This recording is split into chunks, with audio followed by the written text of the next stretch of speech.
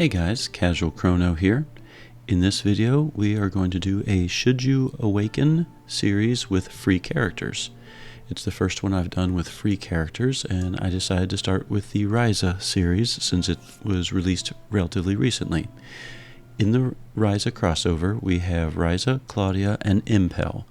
All of them can be awakened by using Summer Starcharts. You can get 3 simply by completing the quest, The Path I Walk. You can get 3 for defeating an Altar Force. You can get 3 for defeating the Book of Carnogenesis Stella difficulty.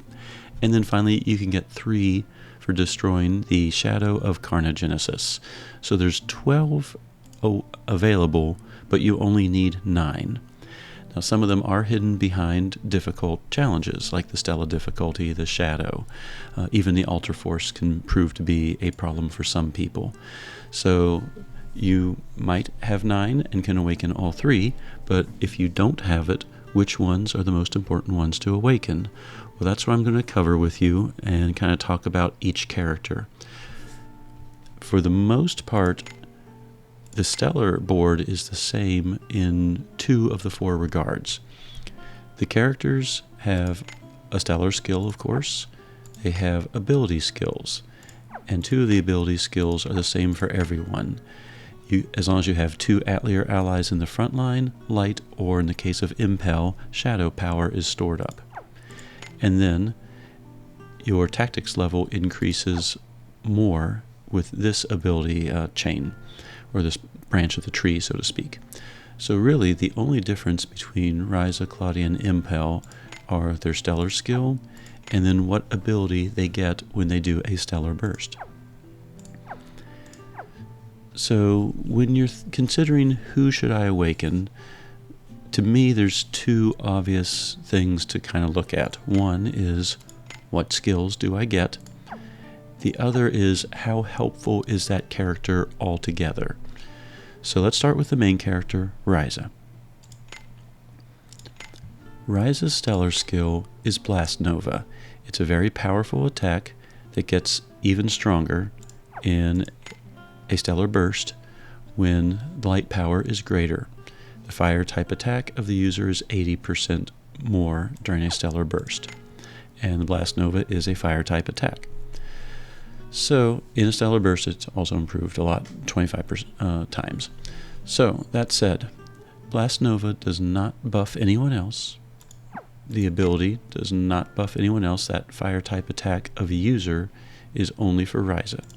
So the Stellar board for Ryza is very focused on just Ryza. So,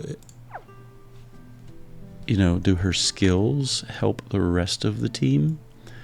Well, things like Ryza Smash improve users' power.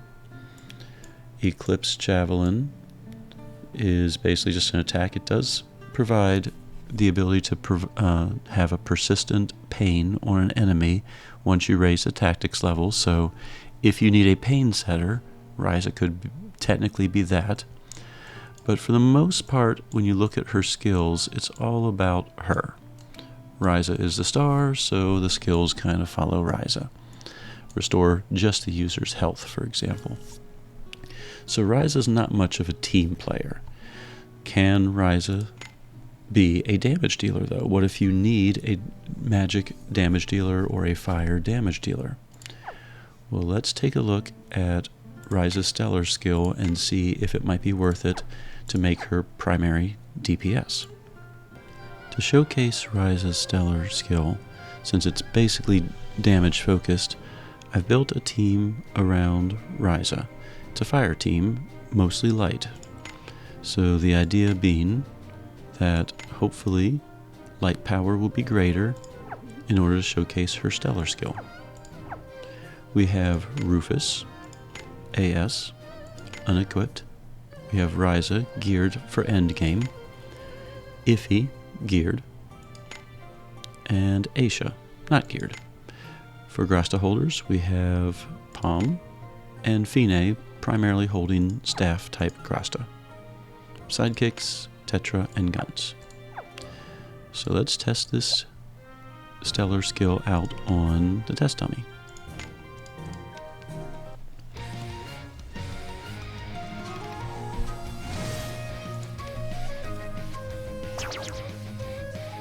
Oh, she wants a fire attack. Well, that's going to happen. Alright, so we can go ahead and stack blazing on all party members. We can start buffing up Ryza with Ryza Smash. We can inflict pain and deploy a fire zone with the other characters.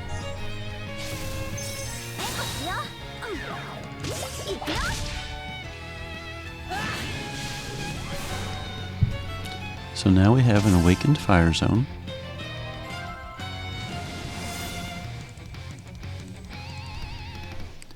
Now we need to buff the team. So we're going to buff,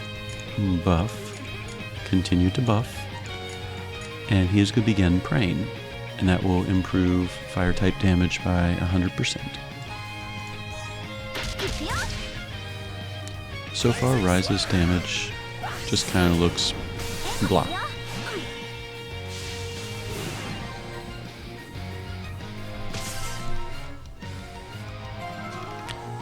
We're at maximum tactics level. We're in an awakened fire zone, and we are praying. And this is the last turn of awakened fire zone. So what we're going to do, we're going to blow the AF gauge and try and fill up the stellar burst bar. We're going to go ahead and meteor strike. We will eclipse javelin. We will hypnophobia and blaze concerto over and over until we can do the stellar burst. And then you'll see Ryza with a stellar burst with more light than shadow.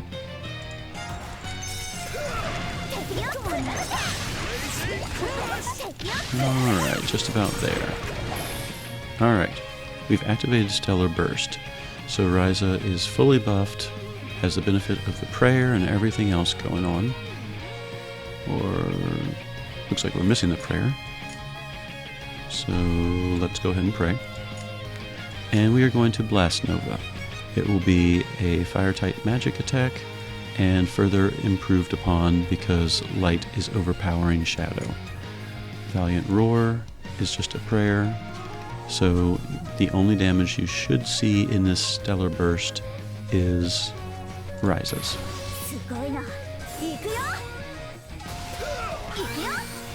And she hit damage cap.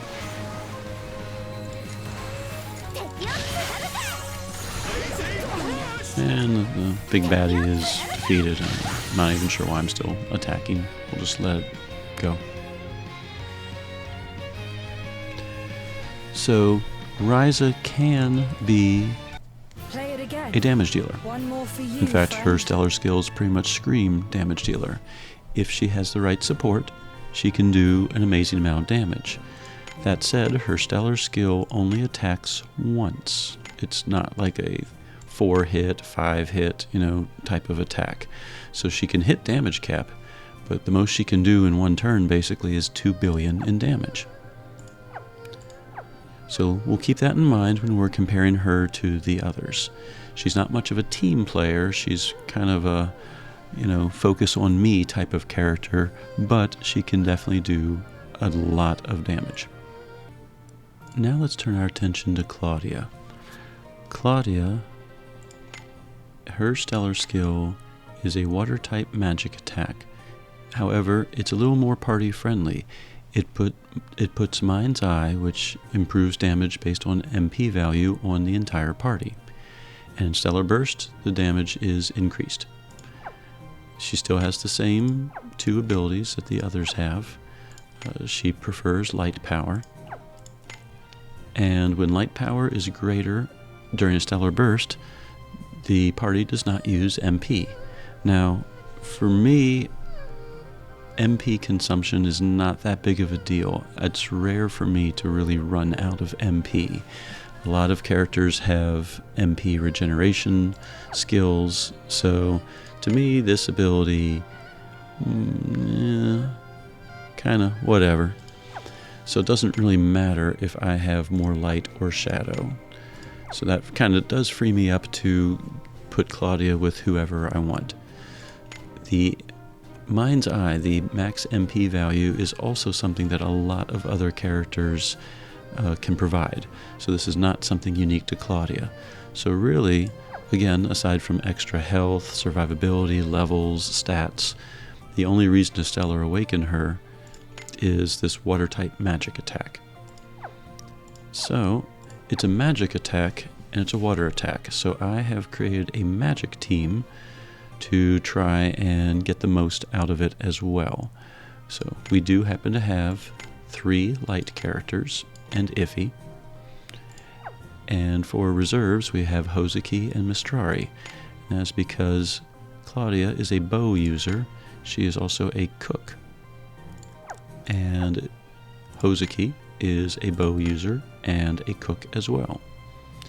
So that means Hozuki is holding the Almighty Power Cooking, Power of Rapids Bow, which improves water type attacks, Enhance if max HP bow, and then we have Power of Awakening, another max enhance if HP, and Sound Body bow with Mistrari.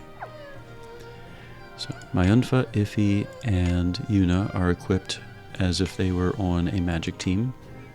None of them are really designed for DPS, they're all designed to survive. So the majority of the damage you will see on this test dummy is coming from Klaudia.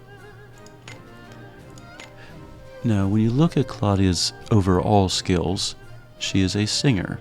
She activates singing, she reduces damage taken, she can heal, she can reduce resistances to water attacks, more water attacks, reduce speed. Now she can improve the party's power and intellect as well. So aside from her stellar skill, Flageolet, I guess that's how it's pronounced, Flageolet. Aside from that, most of her skills really scream support to me. She doesn't sound like she's supposed to be a damage dealer. She sounds like she's supposed to be a person who can reduce damage intake, who can heal the team, who can slow down the enemy, stuff like that. So she really shouldn't be designed as a damage dealer, but that's what her stellar skill is. So we do have her geared for damage. Power of Pains, Elpis, etc. Another plus 40 int badge. So let's see how she fares against the test dummy.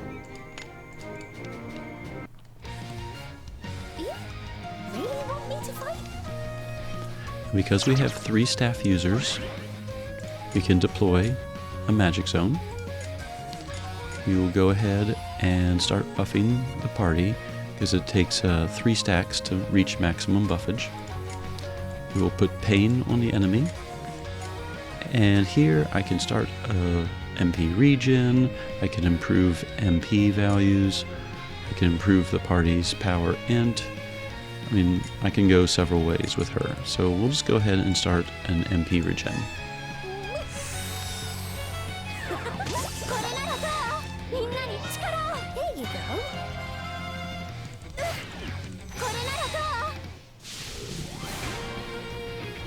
So you may have noticed just with a single swipe of her bow, she was able to do 4 million on the test dummy.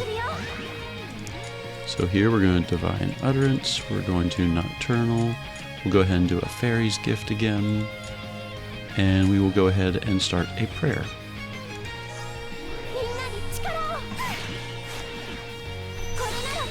Now she's doing 14 million in damage, which is not chump change, particularly for a free character, and especially if you're just starting out. But do realize she does have a pretty strong cast around her.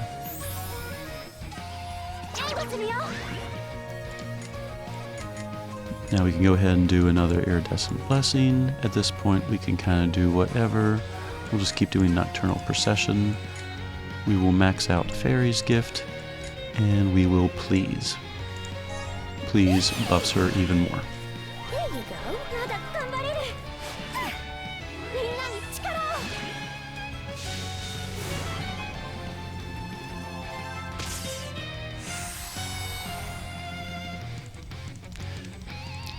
So now what we're going to do, we're going to blow the AF gauge so we can finish filling up the Stellar Burst gauge.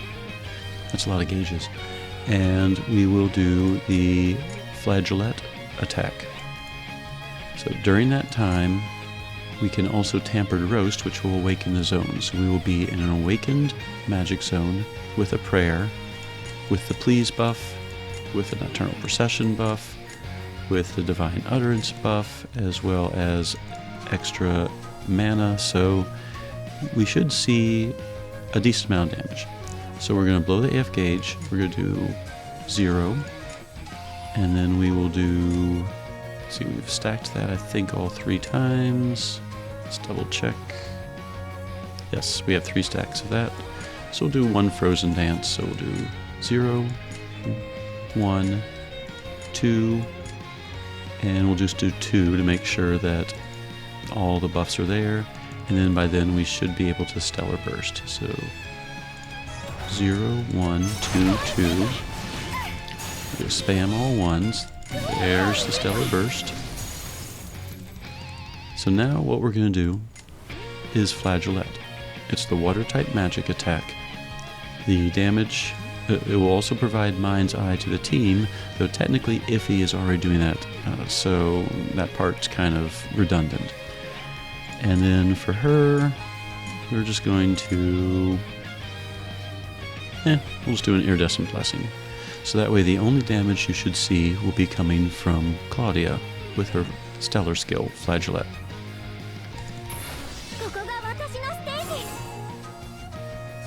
And Flagellate did 1.1 billion in damage, which is definitely a very nice amount. Don't get me wrong, but we are with a very strong team, and we have a lot of strong buffs as well. Did I do good? And as you saw, Ryza was able to damage cap relatively easily, and Klaudia did about half of that. So when you take a look at her stellar board and whether or not it's important to Stellar Awaken her, even her Stellar Awaken skill isn't like a mind-blowing, super powerful attack. MP value can be given to people with many other skills, with many other characters, and reducing MP consumption till the end of the turn is kind of I wasn't having issues with MP consumption, but that was largely due to Yuna as well. So that was Klaudia and her stellar skill basically in action. The final character of the 3 is Empel. Empel is a magic user as well. His stellar board, same general abilities, his stellar skill, he does a magic attack. It doesn't have a type. It's just simply magic, so not crystal or fire or anything. And it attacks all enemies.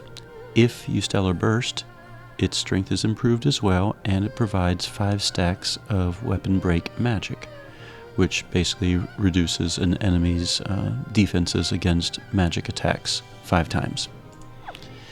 His other ability, when shadow power is greater, type resistance of all enemies decreases by 40% until the end of the turn. So for any character that does type attacks, all the elementals, then this would seriously reduce their defenses a whole lot. So that is Empel. For comparison's sake, we have him geared the exact same way that Ryza was. And since he's a magic user, I'm going to have him in the same team. So he is a shadow user, so we have light, shadow, shadow, and light. So in this particular case, the shadow power should not be greater when we Stellar Burst. Now, he also can deploy a magic zone if we want to. So I don't have to necessarily start with magic zone with her. So I could start praying, I could do please. Just for consistency's sake, we'll do magic zone. We'll start extension, which improves his power and intellect every single turn by 5%. It will cap out 50%. Pain. And we'll go ahead and start the mana regen as well. So there's our magic zone, pain, MP regen has started, and everyone's int is slowly going up each turn now.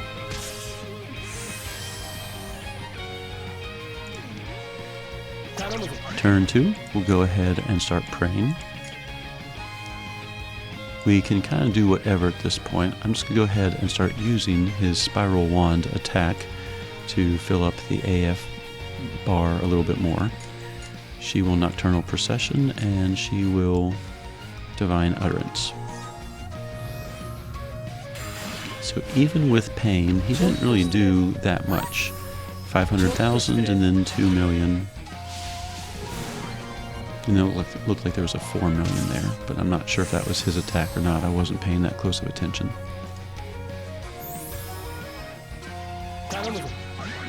Turn 3, we can please. We can go ahead and, now that we're at Tactics level 50, I'm not sure if his extension buff, it says when Tactics level is 50, buff effect increases by 1.5, so instead of 50%, I guess it goes up to 75%. So I'm not sure if it automatically does that when you hit Tactics level 50 or if I have to recast it. So I'm just going to go ahead and recast it. We did Nocturnal Procession, so I could do an Icrophilia just to fill up the bar some more. And we could go ahead and do another Inspired stack on everyone.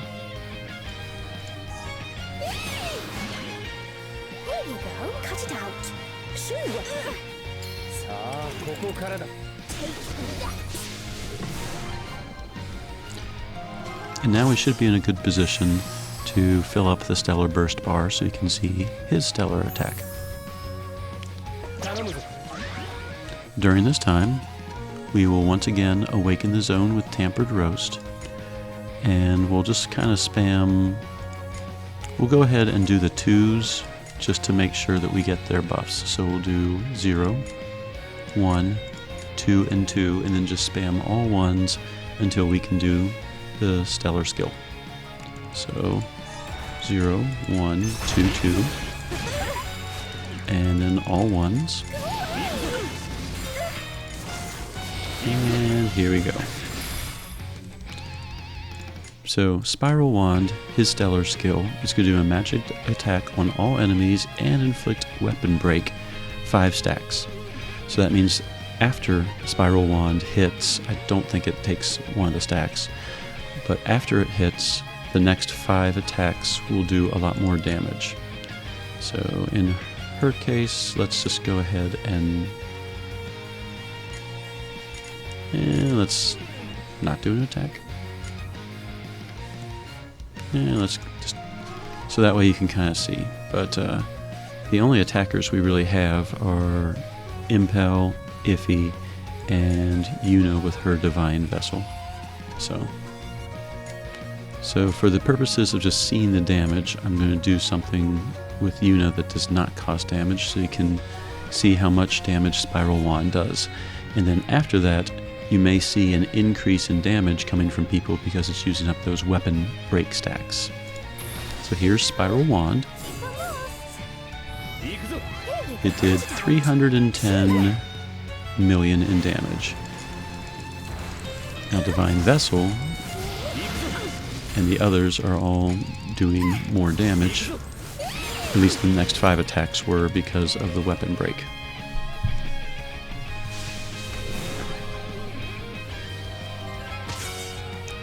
So from a damage point of view, whereas Klaudia and Ryza were able to knock this guy out during their AF burst, Empel and his Spiral Wand was not able to do the job despite being geared the same way, and in the case comparing him and Klaudia with the same people.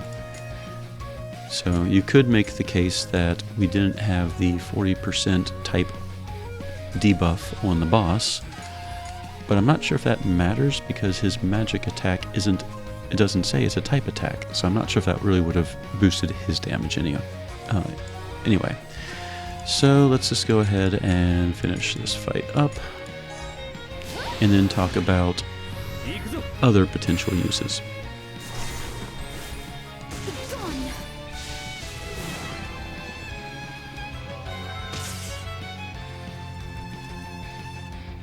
So 473 million in damage, with, again, a pretty stacked team.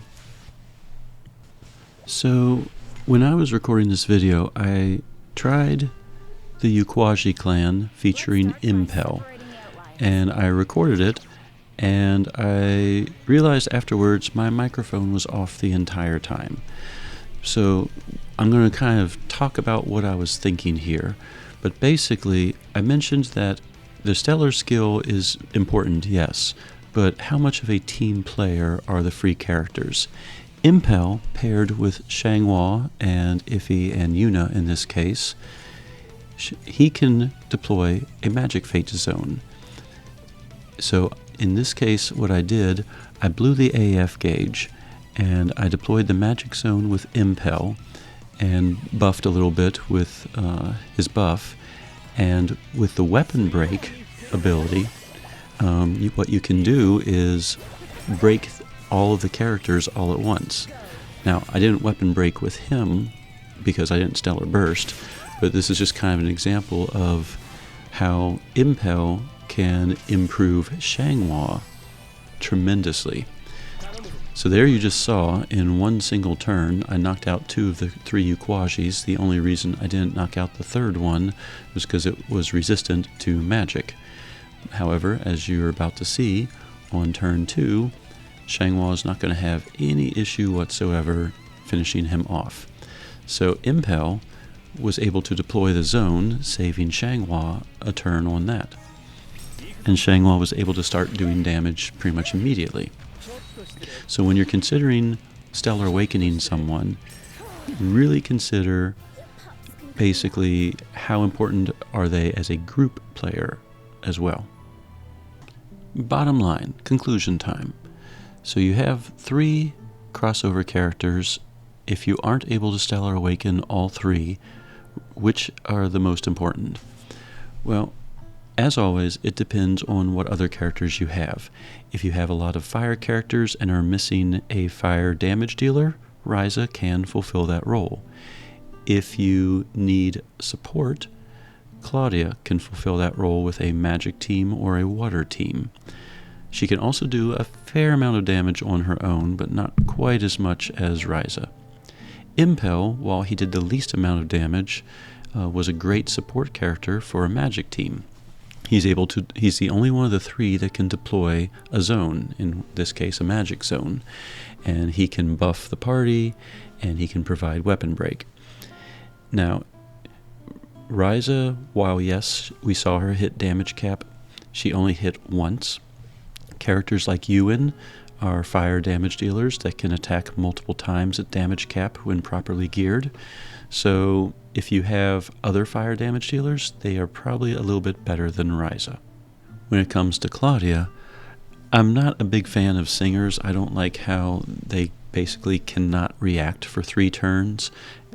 And then Claudia's damage was okay-ish, but she kind of doesn't fully fit in a water team or fully fit in a magic team either. She's kind of a generic reduce your damage type of character. So her skills, I really haven't used her, to be perfectly honest, aside from leveling her. Not to say that you all can't, but just based on the characters that I have access to, I haven't had a need for Klaudia. Empel, on the other hand, it's actually nice to have him in a magic team. He's able to set the zone, so that saves me the trouble. If you don't have Myunfa Altar, for example, or other characters that can deploy a magic zone, he can. And then he also can debuff the characters, or the bosses, slightly, by 15%. He can buff the team, intellect. So he is probably he and Klaudia are both party players. Ryza's more of a solo player, so to speak. And then, based on the characters that I have, I find that Empel can sub in for several. If I need a zone setter, I can use Empel instead of, like, Myunfa. If I need a buffer, I can use Empel.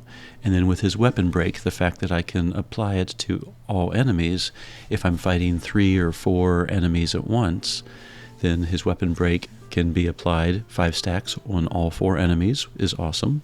And then if you have a character like Xianghua who naturally attacks all of the characters, then she gains, or your attacker would gain the benefit of the stacked weapon breaks.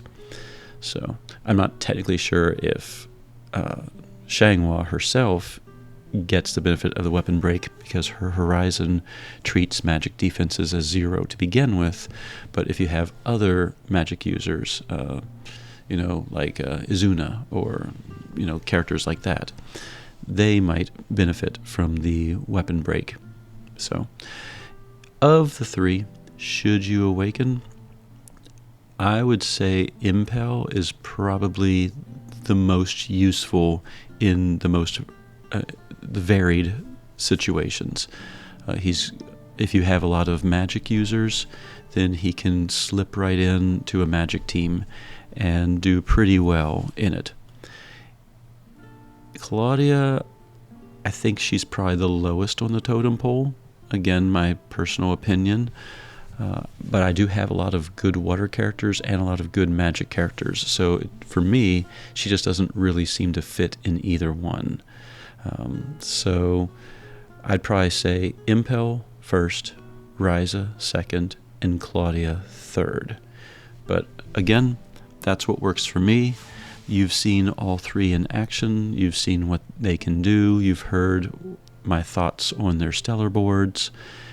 So it's really your decision, but that's kind of how I see the 3 of them. So that is my Should You Awaken for the Atelier Ryza free characters, and I hope this video has helped you to maybe guide you on which characters to awaken first, depending on who you have. So hope this helps. Casual Crono signing out.